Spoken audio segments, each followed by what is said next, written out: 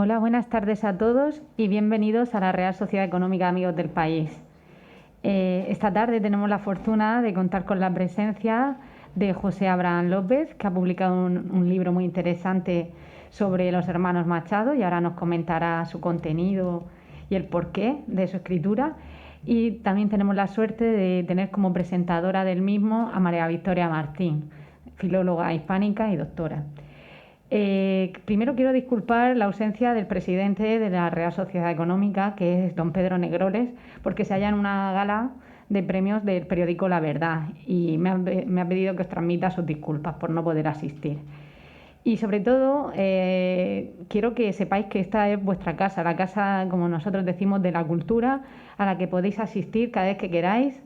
Estamos intentando hacer muchísimas actividades culturales.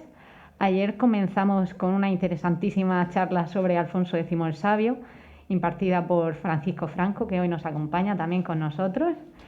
Y deciros que a lo largo de este mes y durante todo el trimestre hemos organizado muchas actividades, tanto literarias como históricas y de cualquier tema que nos parece que culturalmente puede ser muy interesante para la ciudad de Cartagena. Y ahora, sin más dilación, voy a darle la palabra a María Victoria Martín para que ella presente al autor que nos acompaña, que estoy convencida de que es al que en realidad queréis escuchar. Bienvenidos a todos. Gracias.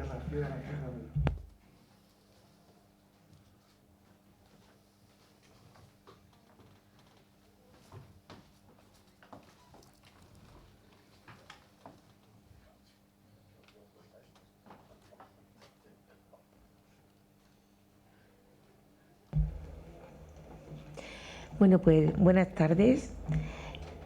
Muchísimas gracias. Me siento muy halagada de poder estar en esta casa, como le llama Leticia, como le llamáis todos los que pertenecéis a ella. Y gracias por invitarnos a este otoño cultural, que, como he leído en la programación y en los medios de comunicación, empieza siendo un otoño, un octubre de teatro, ¿verdad? Y qué mejor que esta relevante presencia que empezarlo con José Luis Abraham López, que nos trae su reciente obra, que es un drama, Desdichas de la Fortuna o Julianillo Valcárcel. Es una obra de los hermanos Manuel y Antonio Machado, cuya edición de su mano, a mí me lo parece, creo que lo es todo un regalo, como no podía ser de otra manera, pues quienes seguimos los pasos literarios del profesor, el filólogo, el poeta y el escritor José Luis Abraham López, sabemos de antemano que nos ofrecerá un trabajo de calidad y buen gusto, con novedades y aportaciones tanto al mundo literario como en este caso al mundo docente. José Luis, he leído, ya lo sabes, con verdadero entusiasmo la obra primero, la guía después, luego he releído la obra meditando con sus reflexiones.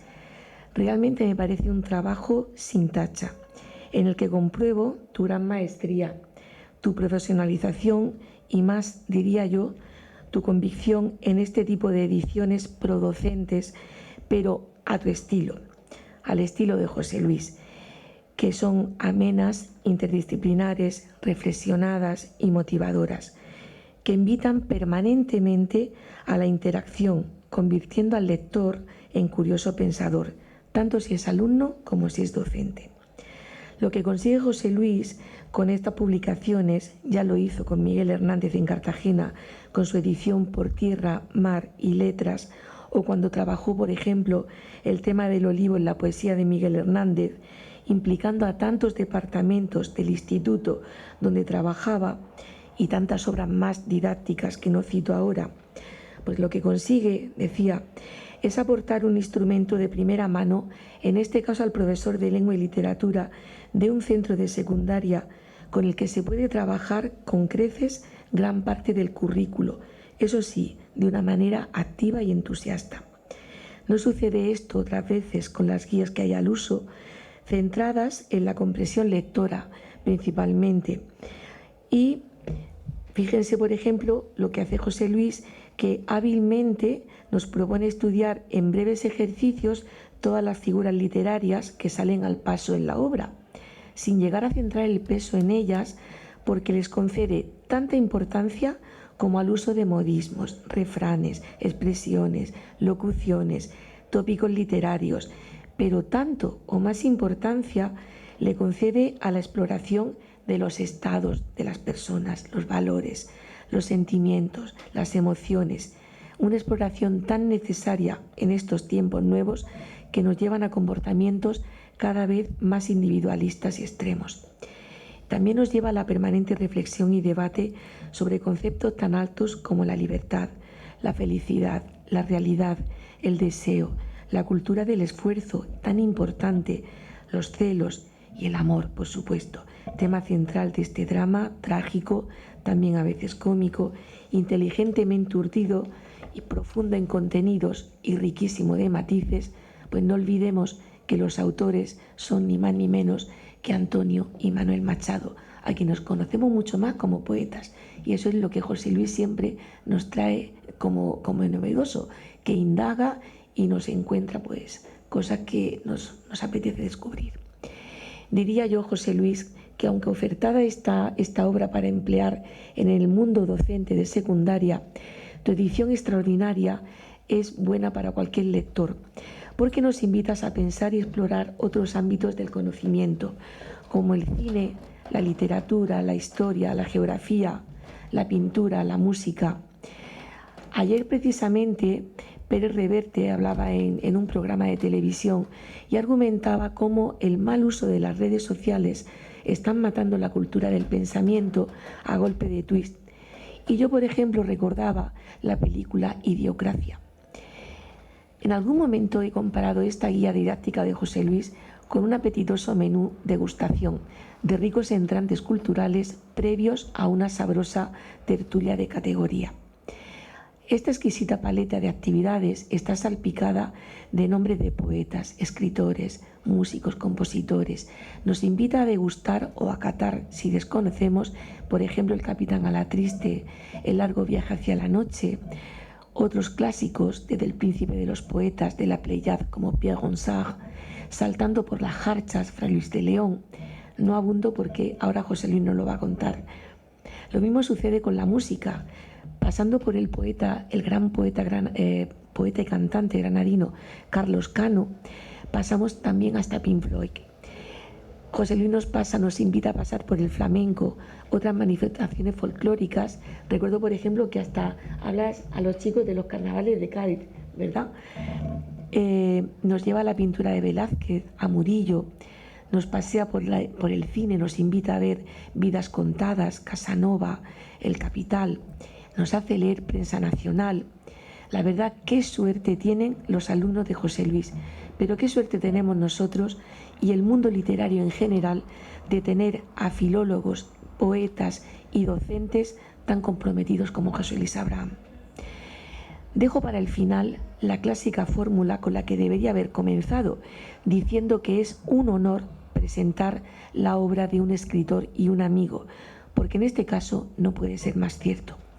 A quien estoy presentando no es solo el amigo, sino el admirado amigo, a quien profeso un sincero y profundo respeto por sus cualidades personales, que transfiere a su vasta producción literaria, caracterizada por el rigor, la calidad, la profundidad argumental, una buena dosis de humanismo de la que impregna siempre su discurso, la riqueza temática de su obra cuando se trata de investigación, crítica o exégesis, la pasión y la sensibilidad cuando escribe poesía, aunque la sensibilidad y la pasión siempre está presente en toda su obra.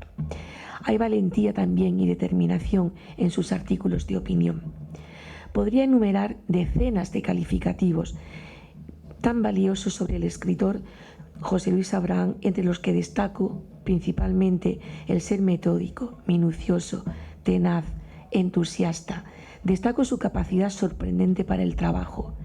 Y el amigo es el amigo prudente, discreto, sencillo, humilde, ameno. Podemos mantener charlas inmensas y larguísimas sin cansarnos. Es el amigo sincero y libre que, además de saber escuchar siempre, sabe dar unos consejos maravillosos. Conocí a José Luis hace más de 2 décadas, cuando él escribía su tesis sobre Antonio Oliver, a la vez que trabajaba en el Patronato Carmen Conde como director técnico. Desde entonces no ha dejado de producir y ensanchar su currículo. Citar toda su obra nos llevaría un tiempo que no le quiero robar más en este acto suyo, pero les recomiendo que no dejen de leerle, de seguirle en sus artículos de opinión, sus reseñas literarias en las páginas, por ejemplo, de Ideal en Clase, porque José Luis no cesa como ese rayo de Miguel Hernández. Aunque si le preguntas, José Luis, ¿en qué andas ahora?, José Luis te mira, sonríe, calla o cambia de tema discretamente. Otras veces ofrece una avanzadilla, pero sin contar demasiado. Sabemos que hay que esperar a sus próximas vacaciones y ese desayuno tradicional nuestro en el que te trae algo nuevo entre las manos. Nadie es profeta en su tierra, dicen, pero José Luis Abraham es la excepción que confirma la regla, porque aquí le esperamos siempre. Y ya, agradecidísima por tu obra y por tu presencia aquí en Cartagena, tu tierra, te cedo la palabra, querido amigo.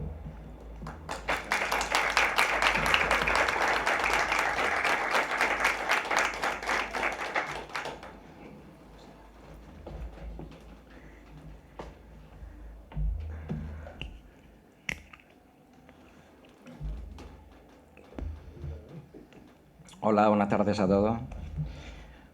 Me deja absolutamente abrumado.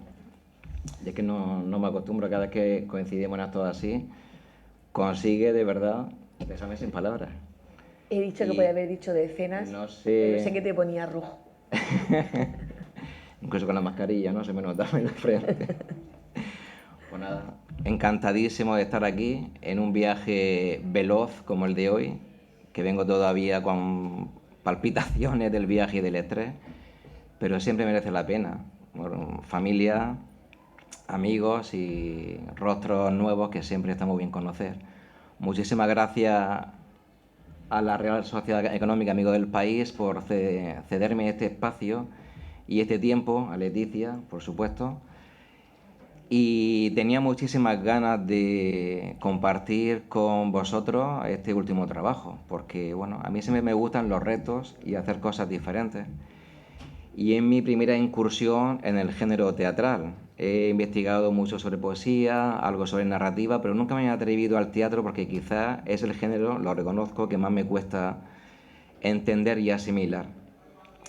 Si tuviera que decir cuál es el momento en el que uno, bueno, decide apostar por tantísimas horas de trabajo y de gestiones, que eso es otro asunto bastante arduo siempre, y en mi opinión cada vez más,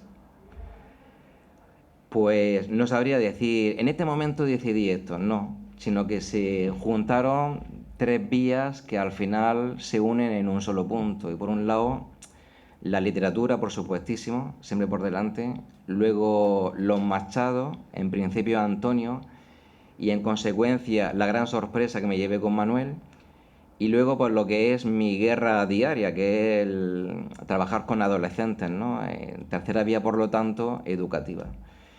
Y llevo ya mucho tiempo indagando, trabajando duro sobre cómo acercar la literatura a los adolescentes.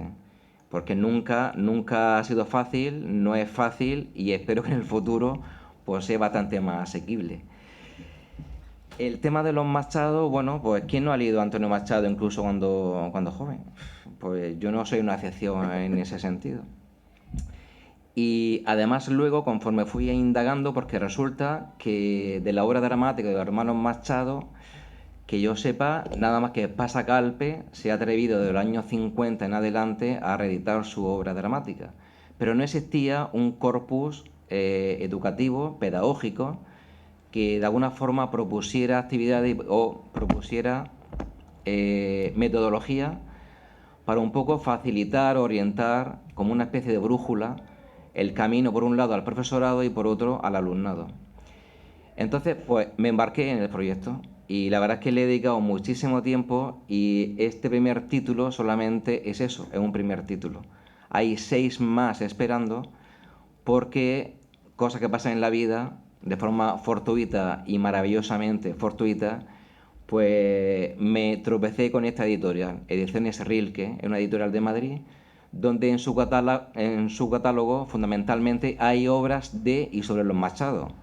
Es decir, quien quiera hoy en día recurrir a la obra de Los Machado, pues sin duda alguna recomiendo esta editorial. Y hablo de Los Machado no solamente refiriéndome a Antonio y Manuel, sino que la genealogía de los Machado es que es sorprendente. Muy pocos apellidos tienen unos antecedentes intelectuales, culturales, literarios, artísticos en general, tan intensos como toda la familia de los Machado. Y más sorprendente resulta cuando te encuentras a unos hermanos que gran parte de su vida la han hecho juntos. Marcharon a Madrid en una situación económica bastante penosa, tuvieron su primera aventura en Francia juntos y luego, curiosamente, firmaron muchas obras de teatro juntos. Y lo más curioso todavía es que incluso los críticos más autorizados sobre los Machado son incapaces de decir, pues la escena 1 la escribió Antonio, pues la escena 5 la escribió Manuel. Es prácticamente imposible distinguir quién es quién en esa larga trayectoria dramática, porque da muchísimo de sí. Otro dato para mí muy llamativo es que cuando escriben esta obra los dos sobrepasan los 50 años. Pero más curioso es que en su infancia ellos se sentían enormemente atraídos por el teatro. Hacían sus teatrines entre los vecinos de donde vivían, sevillanos, también en Madrid, y algunos de sus grandes amigos eran dramaturgos o eran actores.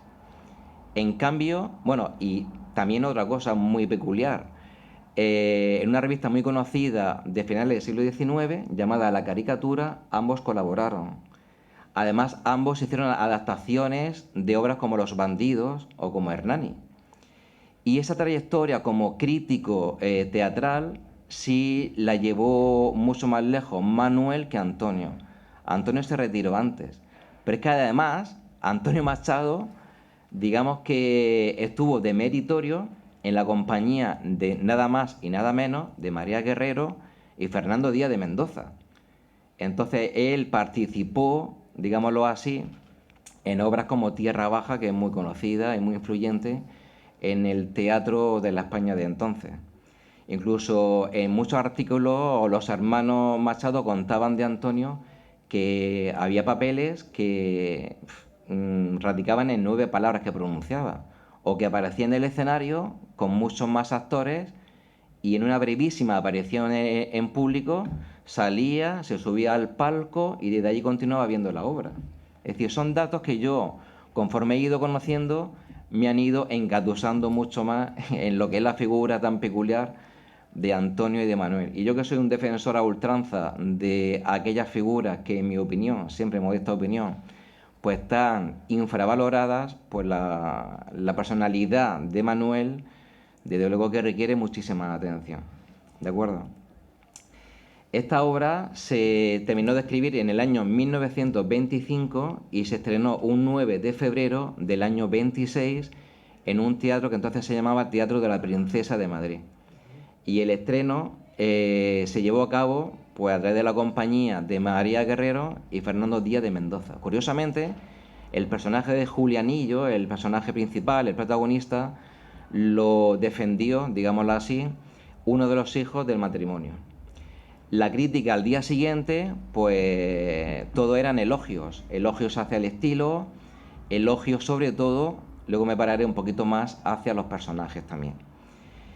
Ha habido muchas reposiciones. Ricardo Calvo, el famosísimo actor, también lo puso en escena en el año 28, incluso en el año 1981 hay un trabajo de Francisco Montolío en Televisión Española. Entonces, este recurso, por ejemplo, es sumamente interesante para trabajarlo en clase. A esto volveré luego. Estoy intentando contextualizar por qué, para qué y cómo me he centrado en Los Machado y bueno, y como decía anteriormente, pues conviene pararse un poquito en lo que todo el mundo presta la primera atención, y es de qué va la obra. La obra, ellos mismos la calificaron como una tragicomedia en verso que se desarrolla en el siglo XVII durante el reinado de Felipe IV. La obra comienza in media res cuando Enrique de Guzmán hijo bastardo reconocido del conde duque de Olivares, pues insiste a su padre que quiere recuperar su libertad perdida. ¿Y cuál es esa libertad perdida? Porque Enrique de Guzmán entonces se llamaba Julianillo Valcárcel. Estamos hablando de un chico entonces joven. Hablo de chico, pero es personaje evidentemente. Ya hablo de chico porque la figura de Julianillo Valcárcel es una persona que existió. Lo que ocurre es que los Machado se centran más en la leyenda, de los rasgos con los que lo caracteriza, que en la persona en sí. Este Julianillo, cuando joven, pues disfrutaba de la vida de total libertad, total independencia, sin ningún tipo de atadura, etc. Transcurridos los años, que es cuando pasa a llamarse Enrique de Guzmán, ya en la corte, pues a él le asfixia incluso las comodidades y beneficios que tiene la vida cortesana. Entonces le insiste a su padre que él quiere ser de nuevo Julianillo Valcárcel. Evidentemente el tiempo pasa para todo, y aunque él intenta recuperar ese estatus de total anonimato, el padre dice que no. El padre incluso le busca en una joven noble rica, que es doña Juana, una futura esposa. Falta el ingrediente amoroso pasional, y ese lo obtenemos en la figura de doña Leonor, a quien Julianillo conocía de muchos años atrás. Cuando el conde duque se da cuenta de que Julianillo está más por doña Leonor que por doña Juana, ¿qué hace el conde? Pues recluir en un convento a la apasionada y maltrecha, en este caso también, Leonor.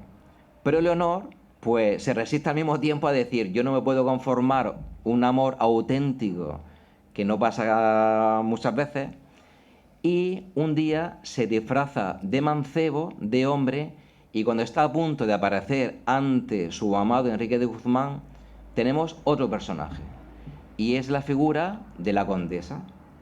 La figura de la condesa es sumamente importante. Es una mujer con mucha experiencia, es una mujer que antepone la obligación de palacio antes que la autenticidad de un sentimiento.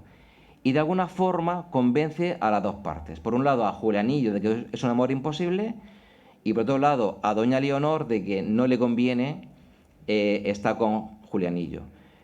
La reacción de ella es de marcharse a América.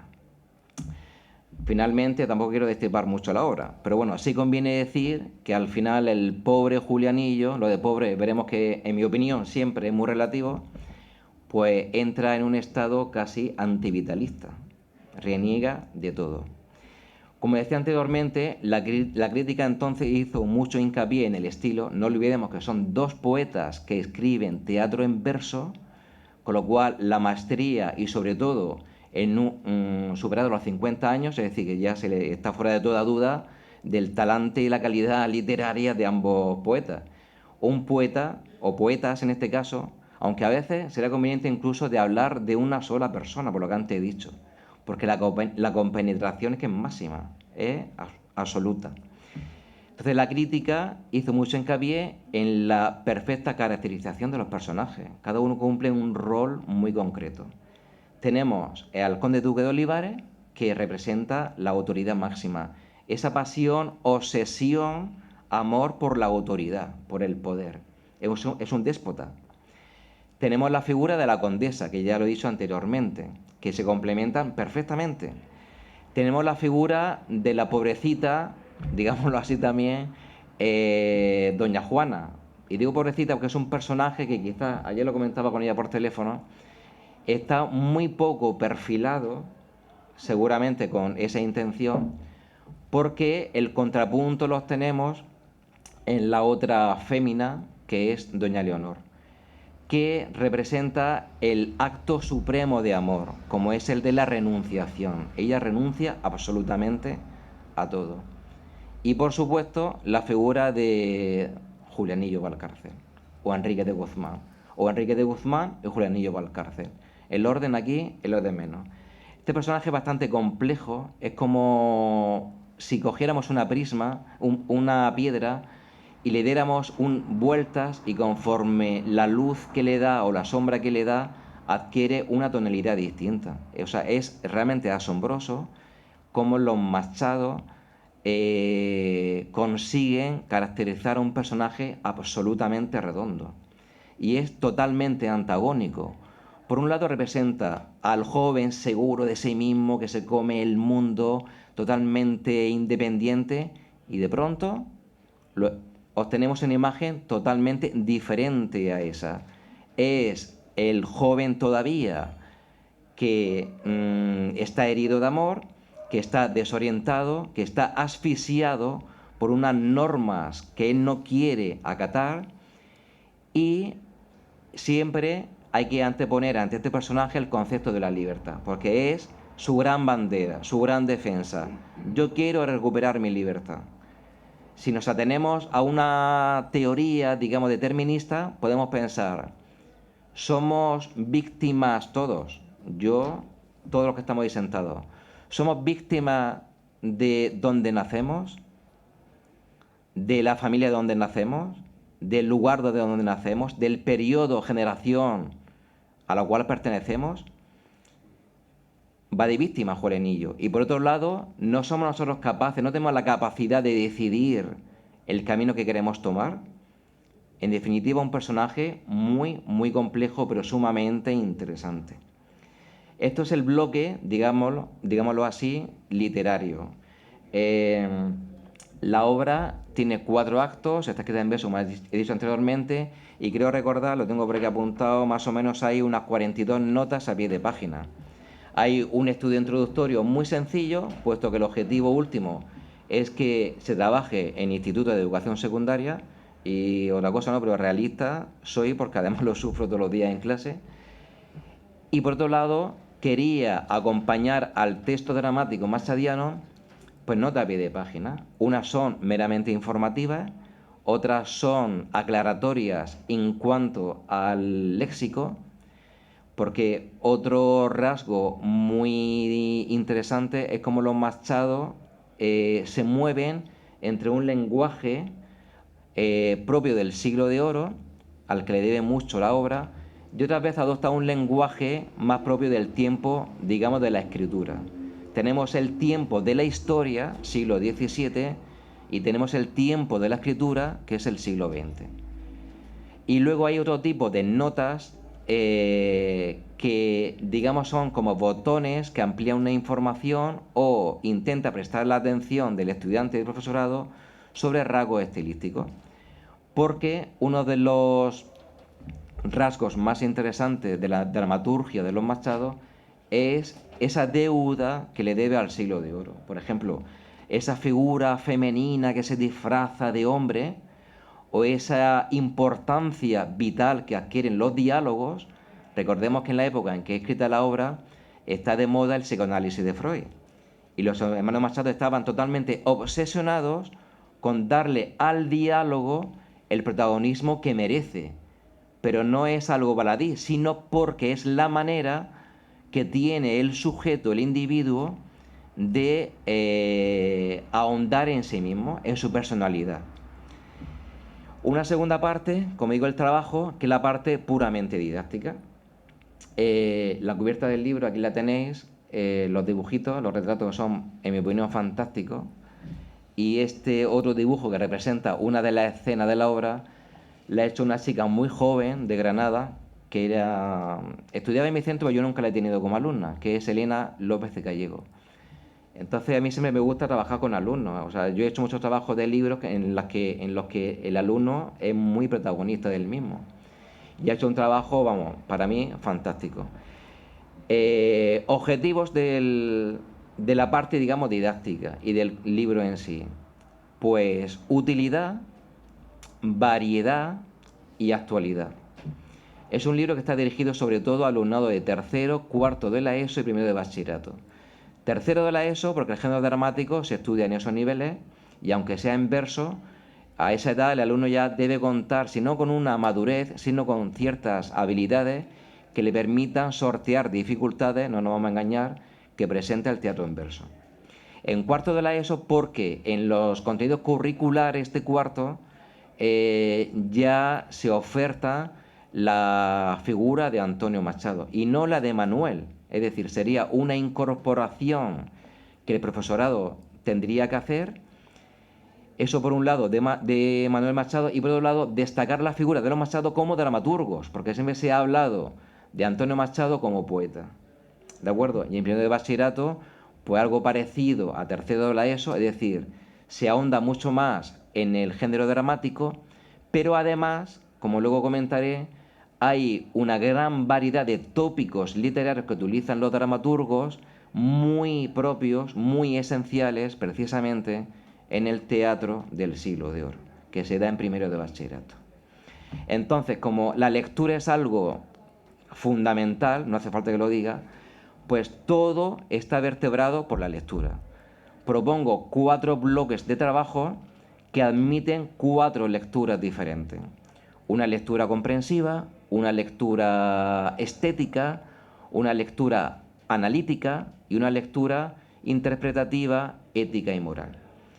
Hay un conjunto de actividades que inciden sobre todo en la comprensión lectora. Comprensión lectora sobre hechos que suceden, sobre personajes que aparecen, desaparecen, vinculación de personajes, relación de una acción con un acto, una escena, es decir, la estructura, etc. Esa sería la lectura puramente comprensiva. Una lectura estética, evidentemente, lo ha dicho muy bien María Victoria, la forma. ¿Por qué no reconocemos que detrás de un contenido hay una forma siempre? Y una forma nunca es casualidad. Nunca se llega por puro... no es nada artificial, está todo pensado. Entonces, lo que a mí me interesa, que lo hago mucho también en clase con mis alumnos, es darle la importancia que tiene la forma con respecto al contenido. De manera que se propone dramatizaciones, se propone prosificar el verso, se propone análisis métrico, se propone actividades que apuntan hacia el estudio de quintillas, de cuartetas, de romances, del verso octosílabo. Se propone actividades sobre los tipos de descripciones, la etopeya, la descripción que ridiculiza, etc. Un tercer bloque que es, digamos, interdisciplinar. También nos empeñamos muchas veces en clase de ceñirnos únicamente a lo que es la trama de un libro. Eso es casi imposible. Entonces, una visión abierta de cualquier obra literaria tiene que hacer hincapié en que no surge de la nada. Hay una cantidad de códigos culturales, artísticos impresionantes. Y en la obra de los Machado en cuestión, aún más. De manera que propongo actividades que se puedan hacer desde distintos departamentos didácticos. Hay actividades que tienen que ver con el departamento de educación plástica y visual, desde el departamento de música, filosofía, tecnología, geografía e historia, etc. Y un cuarto bloque de contenidos que yo he hablado aquí de reflexión, debate y opinión. Fundamental que la literatura no se quede en un simple entretenimiento, que es mucho conseguirlo con los alumnos. Pero a mí me interesa incidir, escarbar, rascar, para que el alumno se manifieste a través de la lectura ante el mundo que le rodea. Entonces propongo muchos temas, algunos casi todos lo has apuntado tú. Muy bien observado. Trabajar, reflexionar, compartir, contrastar temas como el de la libertad, temas como el del celo, recelo, con el que juegan los hermanos Machado en la obra, los matrimonios de conveniencia y los matrimonios de convivencia, la cultura del esfuerzo, que también lo ha citado ella, la importancia que se le da al dinero con respecto a la felicidad. Qué duda cabe que estos temas están presentes en la juventud de hoy en día. Desgraciadamente, con más importancia de la que creo que a todos nosotros nos parece. ¿Y esto cómo se lleva a cabo? ¿Cómo se lleva a cabo? He dicho el qué y ahora voy al cómo. El cómo es la metodología. Propongo una serie de actividades muy variadas preguntas abiertas, preguntas cerradas, tipo test, evaluativas, conductuales, diagramas, mapas geográficos mudos, enlaces a plataformas digitales como YouTube, como ABC, el ABC, como La Vanguardia, etc. De forma que esta guía le sirva de una forma u otra a todo tipo de alumnado. Alumnado de refuerzo, que tiene mayores dificultades, como a muchas veces los olvidados, a los alumnos que tienen más habilidades cognitivas y necesitan otro tipo de actividades. Y ese tipo de actividades pues, son actividades de profundización y de investigación. Al final del libro hay un código QR, aquí lo tenéis. Bueno, aquí he utilizado, no sé si lo veis, lo que se llama una nube de palabras. Y justo en la última página, un código QR. En este código QR, el profesorado que así lo estime, pues tiene acceso mediante un formulario muy sencillo a las respuestas a las actividades, a las respuestas de las actividades.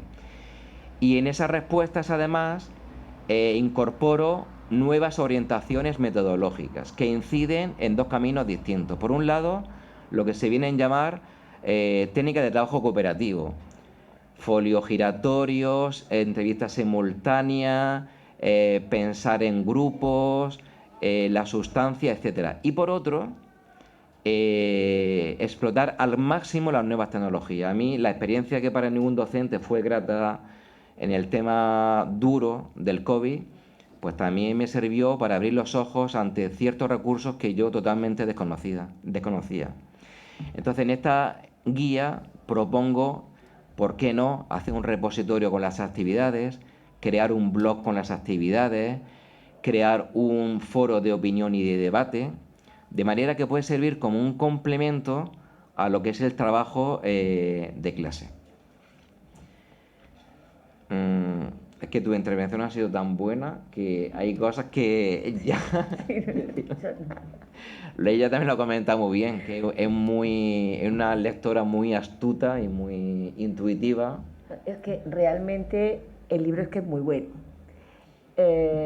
Yo, aparte que me he divertido, es que es genial la obra, pero es que las actividades me han dejado, vamos, totalmente, vamos, si yo fuese profesora de secundaria, yo disfrutaría realizando todas esas actividades, todas, porque es que es completísimo, lo que he dicho, trabajas el currículo de una manera entusiasta total, que es sorprendente, está pensado, y es lo que he dicho, me reafirmo, es riguroso su trabajo.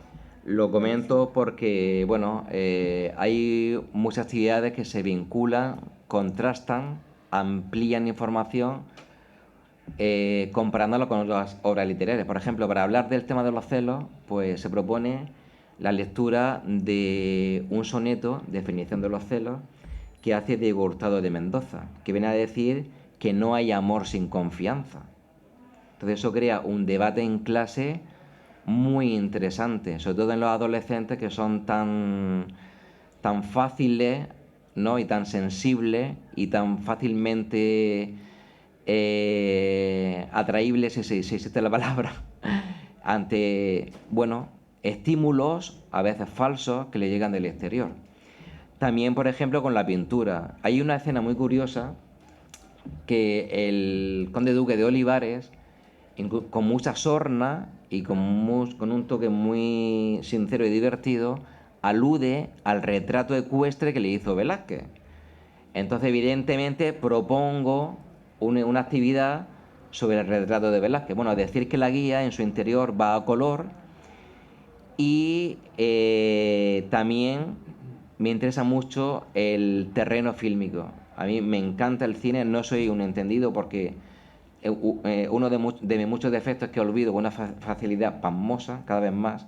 Entonces vemos mucho cine, pero yo soy incapaz de retener ni historias ni títulos. Pero sí que lo aprovecho en clase muchísimo. Entonces, para hablar también de ese amor de conveniencia, o de ese concepto de amor, digamos, utilitario, pues propongo una escena de la película Casanova. Para hablar del dinero, pues propongo una escena de una película del Capital.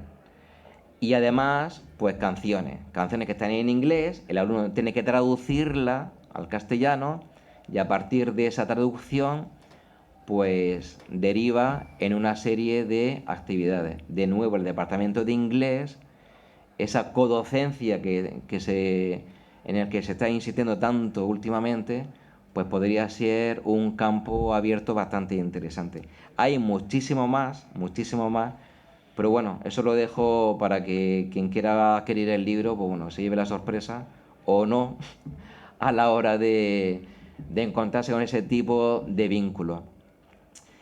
Y para que no sea tan abstracto, si es que lo estoy siendo, que no lo sé, porque a veces uno no percibe el efecto que pueda tener lo que dice entre el público, sí me gustaría poner unos ejemplos de actividades. Por ejemplo, sobre la cultura del esfuerzo, que es fundamental en la obra, en cierto momento Enrique de Guzmán dice: debe a su cuna más que esperó de su esfuerzo. Entonces yo propongo al alumno reflexionar qué es para cada uno el esfuerzo. Si tú, es decir, el alumno o alumna, tuviera que incentivar el esfuerzo, ¿cómo lo haría? Invéntate un eslogan, una campaña publicitaria, un cartel que motive a gente como tú, de tu edad, a esforzarte en algo. ¿Qué sentido tiene el esfuerzo? Y luego otra actividad que es sobre el dinero no da la felicidad. En cierto momento, dice Julianillo, si no sabe que le quieran un sabio, si de su raza enorgullecido un noble no tiene en quien prolongarla a gusto, si un poderoso que en todos manda no manda en un corazón, si al oro de un rico el cariño escapa, ¿de qué sirve su oro al rico, al magnate su prosapia, al poderoso el poder y al sabio el saber? Aquí propongo preguntas como: ¿qué beneficios da el dinero? ¿Aporta libertad, bienestar, comodidad, confort o afianza cadenas, dependencia o interés? ¿El progreso ayuda a algo? ¿Con el dinero conquistamos el respeto? ¿Qué se gana con el respeto? Es decir, una pregunta encadena otra pregunta y así consecutivamente. Y ya para terminar, pues bueno, lo de la educación es francamente difícil. Yo, bueno, por naturaleza soy inquieto y nunca me rindo.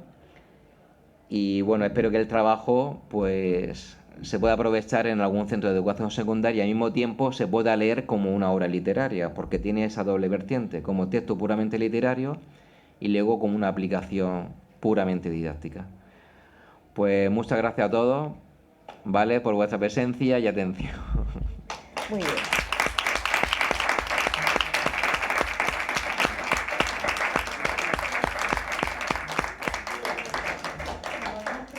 Sí, claro. Si queréis hacer alguna pregunta.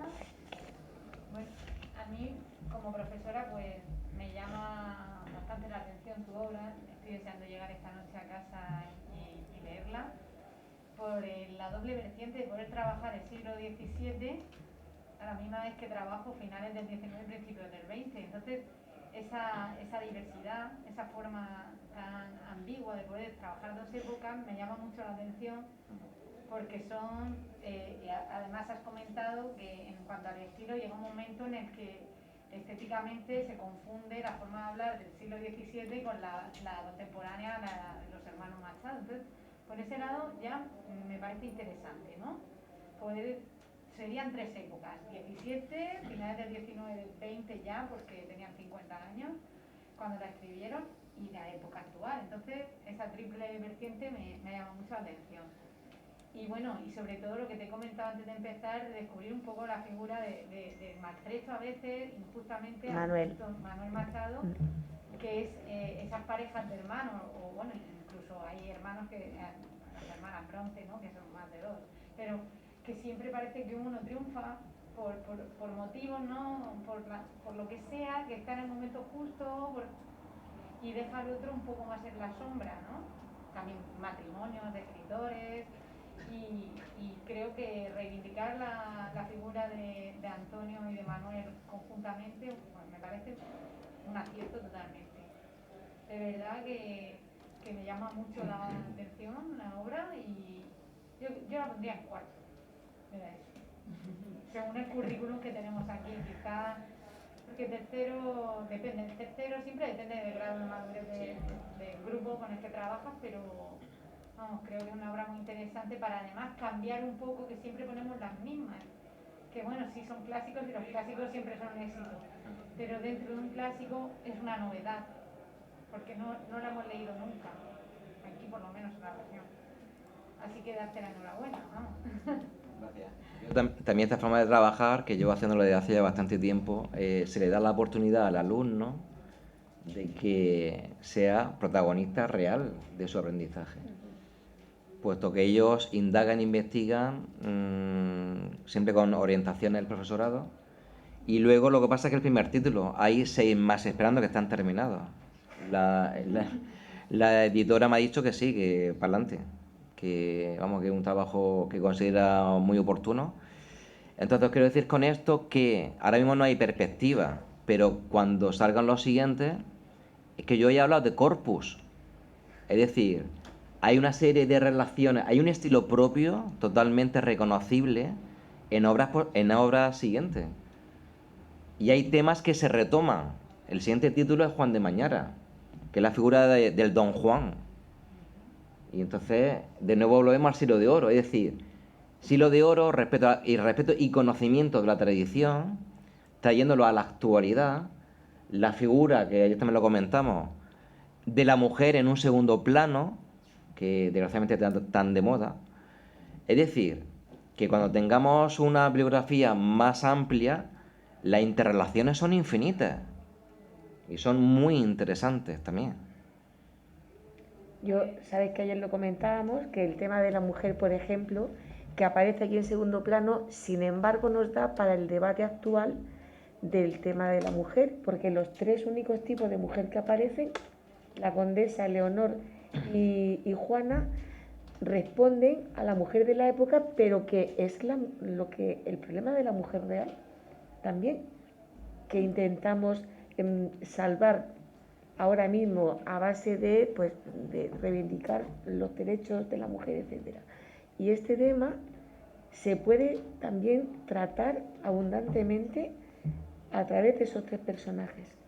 El personaje sometido, el personaje más pacificador, más dialogante de la condesa, comprensiva tal, pero sometida también al estatus social. Sí. Y el personaje de Leonor, que es más echada para adelante, pero al fin y al cabo no deja de sufrir el hecho de ser mujer. Y la figura de la rebelde, que al final es consumida, absorbida por el sistema. Que eso está a la orden del día. Que el sistema entonces era el convento, es decir, al convento. Es decir, a mí hay algo que me obsesiona, porque me apasiona, y es el concepto de literatura que va más allá del entretenimiento. O sea, eso ya es lo primero, la parte informativa, pero luego hay una parte en la que el alumno es que tiene la oportunidad, bueno, hablo de alumno como cualquier tipo de lector, tiene la oportunidad de verse reflejado, de conocerse a sí mismo, de reflexionar, de abrir nuevas vías. Es que cuando se dice que cuando tú abres un libro tú te conviertes en protagonista, es que es totalmente cierto. Te asomas a una ventana, ahora mismo se semeja a una ventana que ahora mismo está entreabierta.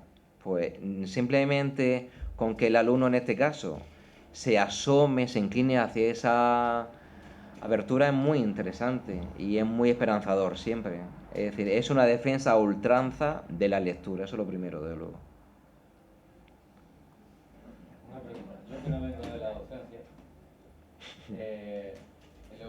veo que, pregunto, ¿en qué porcentaje está más enfocado? ¿Hacia la docencia o hacia el lector? Como una obra literaria. ¿Un 70%, encauzado hacia la docencia y hacia la enseñanza, y un 30% hacia el lector, que no tiene nada que ver con la docencia, pero que es una obra literaria amena, o es 50-50, o es su totalidad. No lo sé. Es que yo intenté que fuera para los dos. De hecho, Claro. hay un estudio introductorio muy sencillo, pero que intenta desenmascarar las claves literarias, estéticas, estilísticas de la obra en sí. Y una segunda parte que es educativa. Es decir, que se puede manejar, se puede aprovechar en los dos sentidos. No sabría decirte, Paco, por tanto. Tú coges el libro y dices, bueno, pues yo esta parte no me interesa, la parte didáctica, eso pues para los profesores, no me interesa. Te quedas con la obra de los Machado y ya disfrutas. O sea, ya ha merecido la pena esas notas introductorias y esa obra de los Machado. Pero es que a mí lo que me ha enriquecido mucho más también, o sea, sabiendo que yo esto no lo voy a llevar a la práctica porque mis alumnos no tienen estas edades, la he disfrutado porque me ha permitido entrar en todos esos campos y decir, oye, pues sí es verdad, si es que es verdad, es que lo relacionas con esto, entonces te dice, oye, pues me apetece ver esta película, ya que lo he sido aquí voy a verla, que es lo bueno, que te invita a escuchar a Carlos Caro si hace tiempo que no lo has escuchado, a ver por qué ha citado José Luis aquí a Pink Floyd, a ver por qué es el retrato ecuestre este del conde duque de Olivares. Me paseo por la obra de Velázquez, de Murillo, de tal. Entonces, todo lo que hace la guía didáctica, sin ser profesor, a ti te invita a meterte en todos esos mundos que, no conociéndolos, te apetece y te enriquece mucho más la lectura. La vuelves a leer y dices, hay que ver cuánta riqueza tiene esta obra. Digamos que la parte didáctica te abre los ojos a la parte literaria. Porque hay aspectos que dices, pues mira, pues no me he dado cuenta de esto. Yo quería felicitarte, José Luis, como siempre. He seguido tu trabajo también desde siempre. Felicitarte por elegir esta obra precisamente, que no es una obra cualquiera. De hecho, es una obra muy de su tiempo, porque está estudiando una cosa que es una sociedad que está cambiando, cambios sociales, ascenso social, cosas que 20 años antes eran imposibles, ¿no? Esa época entre las dos generaciones, la del 98 y el 27, que es apasionante, y además es el momento en el que las dos personalidades, como tú dices, convergen, pero está Antonio Machado, que es un hombre que está por retratar esos cambios sociales, y Antonio, que apuesta por traerlo con un recurso muy importante, que es yéndose a otra época, no poniéndolo en los años 20, en los años 30, ¿no? Muy interesante. Y luego después, tristemente, la guerra civil y las modas han situado a los hermanos Machado en sitios distintos, ¿no? En la época de Franco, pues, Antonio Machado era todo, y luego Antonio Machado, pues parece que se ha puesto muy por encima, ¿no? En fin, felicitarte por elegirlo, felicitarte por cómo trabajas, y bueno, el recurso didáctico, pues fantástico. Muy recomendable. Pues gracias, Paco, una vez más.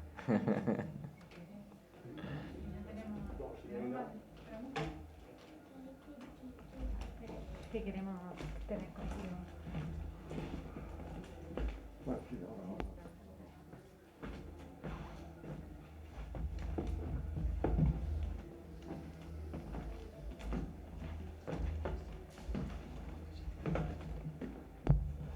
Bueno, buenas noches. Vamos a clausurar ya este acto, que esta presentación de este libro. Yo, francamente, es una pena que tantos cartageneros estén fuera de su tierra, ¿eh? O sea, porque vemos que en arqueología, en literatura, en todos los campos, tenemos grandes fenómenos que están fuera de nuestra tierra. En fin, sería un tema a reflexionar, pero bueno, cada uno tiene que buscarse la vida donde puede. Bien, como el presidente no ha podido estar, como yo también soy el bibliotecario de aquí, quiero decirte que, francamente, no sé si estaba oyendo a un doctor en filología o a un doctor en psicología. juvenil. Porque claro, es que te metes en unos campos para llegar a sacar el yo de cada alumno, que eso, en fin, eso es muy importante. En fin, solamente decirte que te agradecemos mucho tu asistencia a este acto, ha enriquecido la larga ya trayectoria de la Real Sociedad Económica, y bueno, y ya pues te hemos preparado aquí un pequeño obsequio del acto, para que lo guardes como recuerdo de tu paso por esta entidad.